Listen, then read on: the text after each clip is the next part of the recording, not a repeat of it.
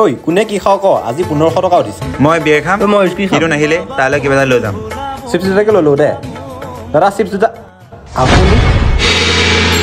দাদা আমি শিৱৰাত্ৰি উপলক্ষে চান্দা তুলি আছো কিবা এটা দি যাওঁ এয়া লোৱা তেওঁৰ নামতে দিলো দাদা আজিকালি 20 টকাত কি পায় 50 টকা দি দাবী কৰিব নাপায় নহয় ভগৱানৰ নামত যিটো দিছো সেইটোৱে ৰাখিব লাগে দিয়া ৰাখা বাবাৰ নামতে দিছো আৰু যাব দে যাব দে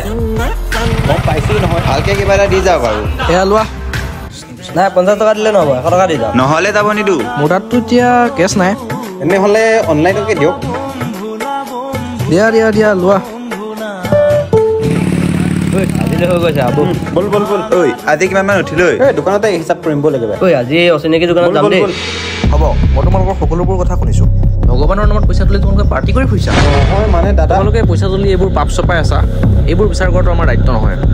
কিন্তু তোমালোকৰ বাবে সেই সকলো লোকো বদনামী হ'ব যিসকলে সঁচা অন্তৰে শিৱৰাত্ৰি পালন কৰিম বুলি তাক বৰঙণি তুলিছে